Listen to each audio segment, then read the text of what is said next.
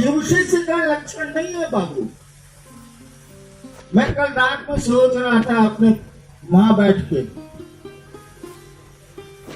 कि आप बहुत शिव शिष्य हो गए हैं जिनको अब शिव की शिष्यता पर रख देना चाहिए, उस जमीन पर रख देना चाहिए, छत पे रख देना चाहिए। कि बहुत दिनों से लोग कोशिश कर रहे हैं और सफलता तो गुरु की इच्छा से मिलेगी, गुरु की दया से मिलेगी। शिव से आप होंगे तभी उन्हीं की दया से।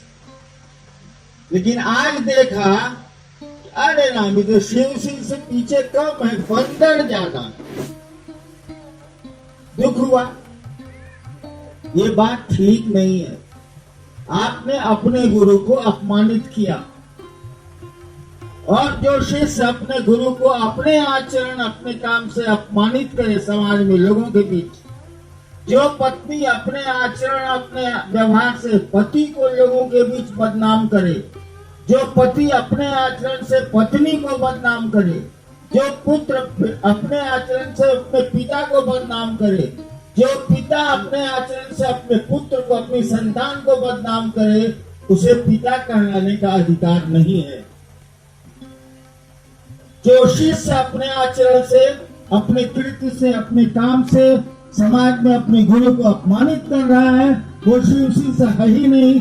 उसके शिव शिष्य होने का कहाँ सवाल है ही नहीं। ऐसा ही लक्षण आपने प्रकट किया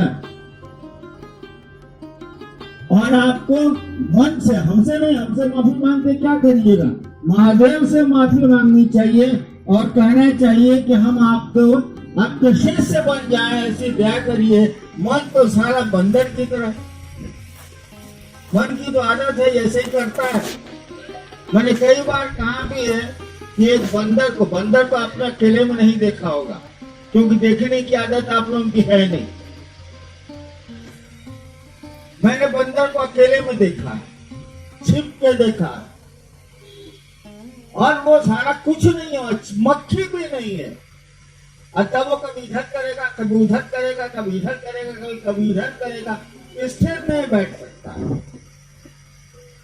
हमारी किताबें कहती हैं कि उस बंदर को भर पेट शराब पिला दो और उसको 1000 हड्डे से बिरनी से कटवा दो, तब वो जैसा करेगा वैसा ही होता है आदमी का मन। तो मन तो हम लोग का सबका चंचल है ही, होना ही होना।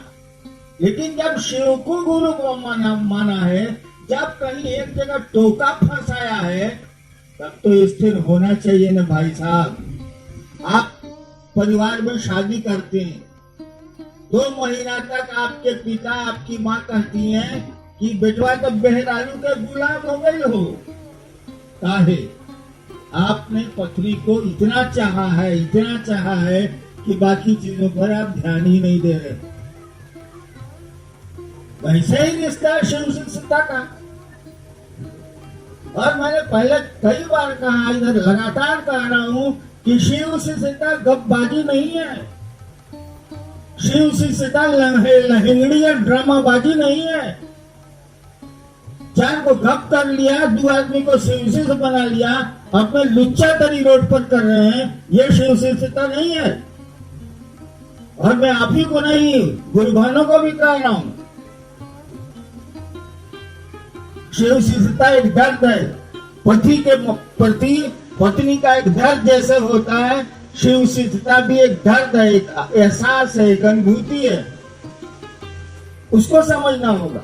शिव शिष्यता को पूछ गए आपकी गुरु चर्चा करनी है, आई साला तुमको शिव शिष्य बनना है, उसका तरीका नहीं है यार। आप चर्चा करते हैं तो शिव शिष्य हो गए, आप नमः शिवाय करते हैं तो शिव शिष्य हो गए, अज्ञा मांगते हैं तो शिव शिष्य हो गए। अरे शिव शिष्य बनने की सवारी है, इन सवारियों का इस्तेमाल करोगे तो शिव शिष्य बनोगे, ये तुमको ताकत देंगी। शिव शिष्य होना तो चर्चा नहीं है, शिव शिष्यता होना तो नमः शिवाय करना नहीं है, शिव शिष्यता तो दया मांगना नहीं है, शिव शिष्यता तो भगवान शिव की शिष्यता है, जो एक दर्द है, जो एक एहसास है, जो अनुभूति है। इसलिए हमको आपको ऐसा ही करना चाहिए।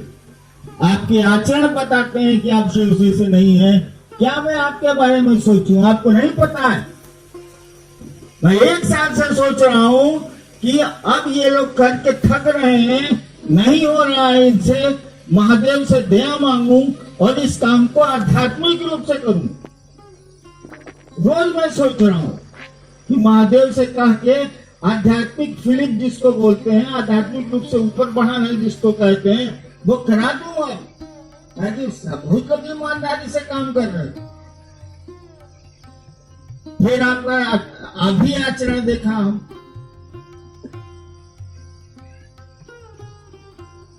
ये कोई तरीका नहीं है भाई साहब। आपने अपने आचरण से अपने गुरु को बदनाम किया।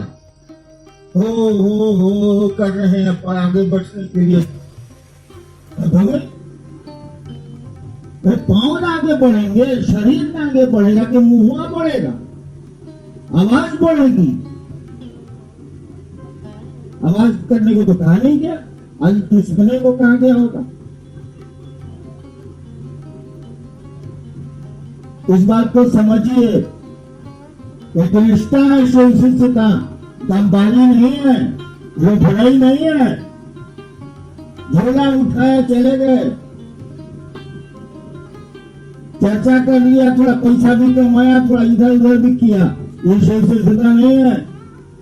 ये तरीका है जिससे आप शिव से जुड़ सकते हैं। 3 सूत्र साधन है, साध्य नहीं है। 3 सूत्र सीढ़ियां है, छत नहीं है। और मैं 1 साल से सोच रहा हूं कि बहुत लोग छत के नजदीक अब आ गए हैं। अब छत पर चढ़ना इनको कठिन होगा, सीढ़ियों से छत पर चढ़ना कठिन होता है, कठिन होगा।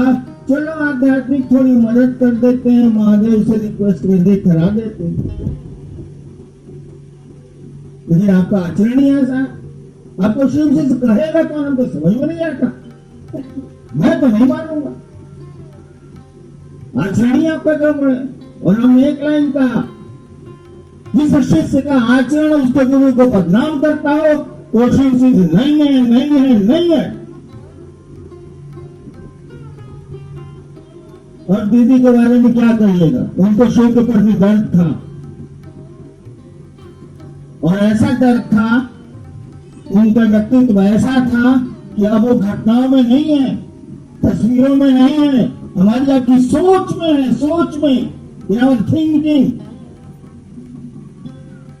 ऐसा नहीं है कि दीदी की तस्वीर देखिएगा तो याद पड़ेंगी वो, ऐसा नहीं है कि 3 सूत्र करिएगा तो याद पड़ेंगी को। जैसे शिष्य की सोच में गुरु होता है, वैसे ही हम लोगों की सोच में नीलम आनंद भी है, और हम लोगों को उनके संकल्प पर चलना चाहिए। अभी मैं चाहूंगा कि अपने को सुधार करिए, आप चलिए, मैं आपकी हर पल मदद करने को तैयार हूँ, लेकिन ठीक से चलिए। कम से कम अपने आचरण, अपने काम, अपने कृत्य से उस गुरु को सम्मानित करने की कोशिश करिए। लोग कहें कि महादेव का चेहरा कमाल का होता है।